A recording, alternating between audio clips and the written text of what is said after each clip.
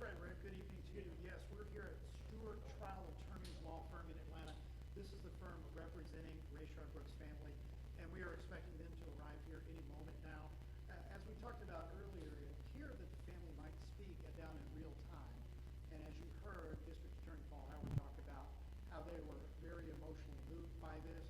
I mean, on Monday, we were with the family, the Brooks family, here at this law firm as they talked about the incident, and it ended very emotional for the entire family. They walked out, everyone very upset, and there were many members of the family crying and so forth.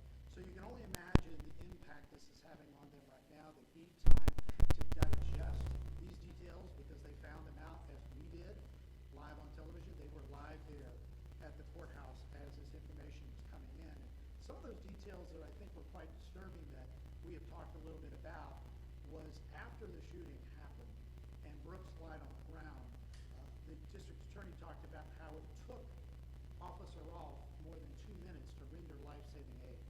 And that was new information we hadn't heard about. In addition to that, we also learned that Officer Rolfe was seen on video kicking Brooks while he was on the ground. So these details are very raw and very tough for a family to digest.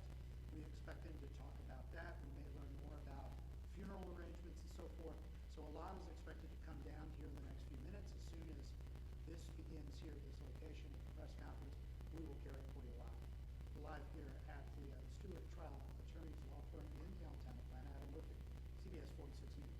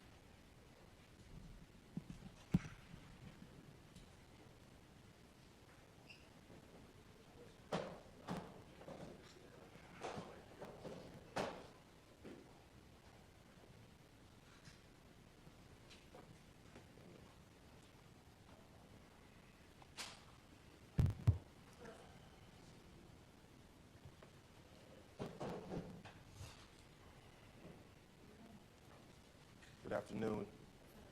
My name is Justin Miller, and on behalf of all of the people you see here, my partner Chris Stewart, all of our associates, Tamika Miller, the wife of Mr. Brooks, and the mother of Mr. Brooks' children, we thank you for being here. We just came from the district attorney's office where the charges were revealed against the two officers who killed Mr. Brooks. And there are a few things that we just wanted to say on behalf of the Brooks family at this time. You know, I usually don't write anything down because we want to let you know that everything we say is coming directly from the heart. And we've been dealing with this and living with this tragedy just like Miss Brooks and her family from the very beginning. I want everybody to know that we want you to stay focused. This is not the finish line. This is the starting point. Yes, we appreciate and we commend the DA's office for charging these officers appropriately. But that's just step one. Step two is convictions on all charges. And then after that, we have to find a way to try to make things right for the Brooks family and for those children.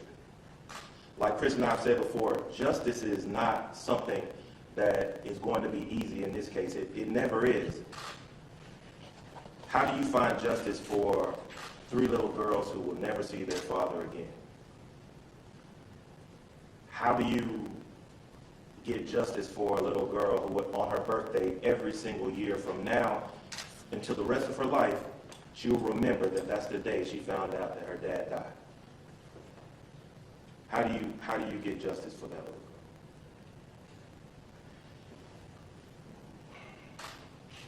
Since this happened, I've talked to several people who have said different things about what went on, about what Mr. Brooks should or should not have been doing, about what the officers should or should not have been doing.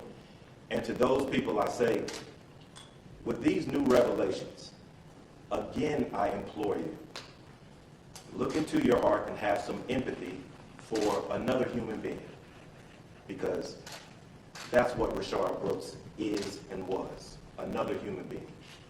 He may not look like you, he may not be where you're from, but he is another human being just like you. Tamika Miller is a human being. She's a mother, she's a daughter, she's a wife, she's a human being just like you. So when you see Officer Rolfe kick Rayshard Brooks after he shot him in the back, while he's laying on the ground dying, think about that before you start to get into things that don't matter at all, that are completely irrelevant to this case, and to generally just to all of us as humans. We should be together on this, not apart. I was taught when I was a kid that you don't kick a man when he's down. I mean, I learned that playing sports. I was taught that was a kind of an American thing. You know, that is one of our ideals. We don't kick people when they're down. What you saw and what we all saw is one officer standing on a man who was dying, standing on top of him. And then the other officer literally kicking him while he was on the ground dying. Literally kicking him while he's down.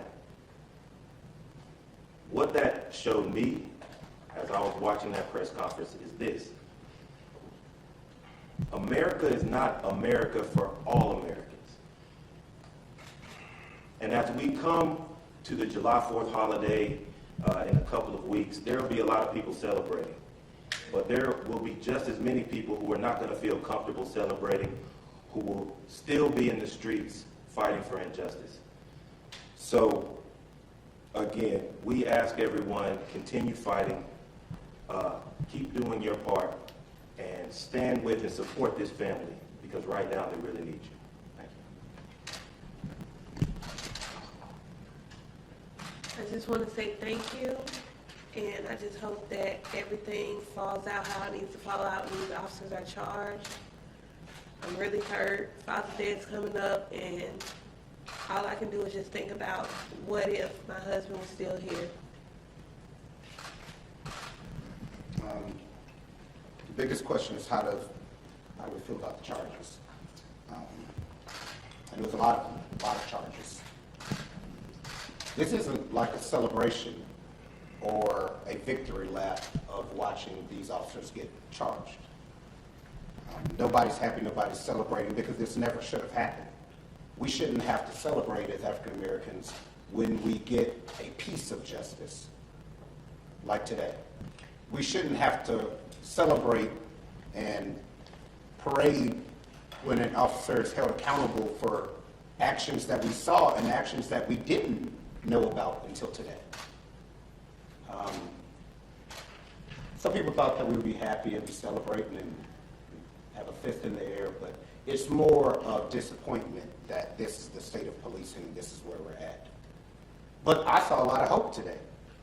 As the district attorney said, this is the first time another officer has decided to be a government witness and testify against another officer.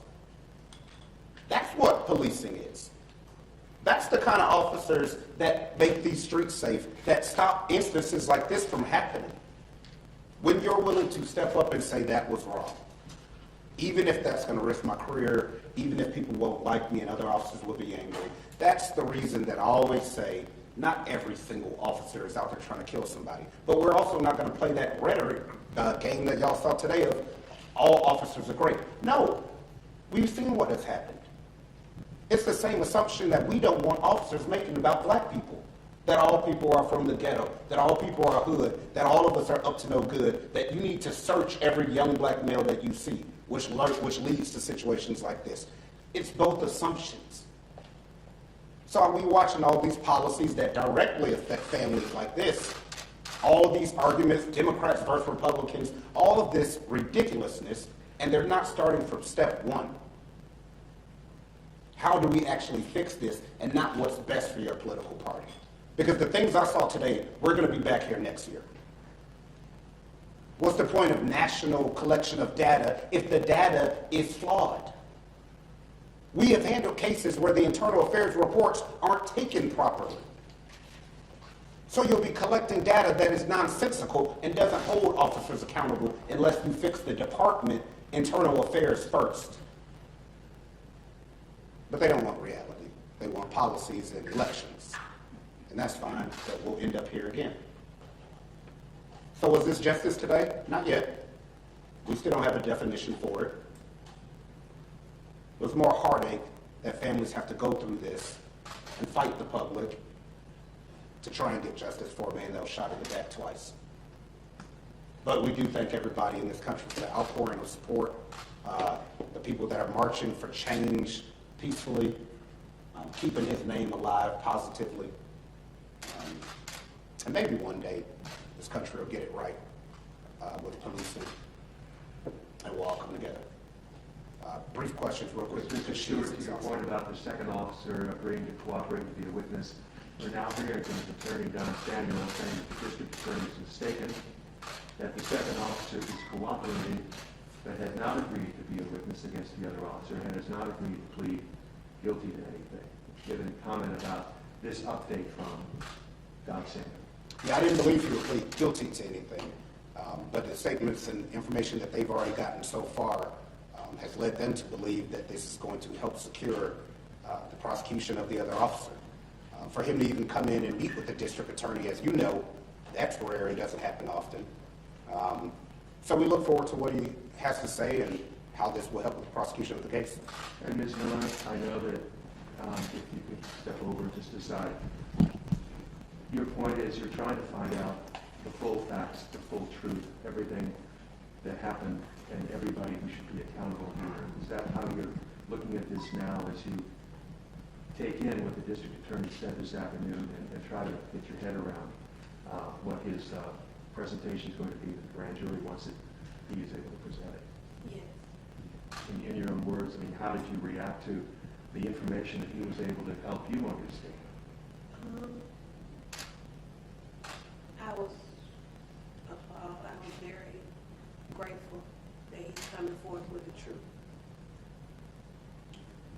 Ms. Miller, I have a quick question, if you don't mind. As I understand from the district attorney during his statements, mentioned that you were taking in this information in real time, just like we all were. Right.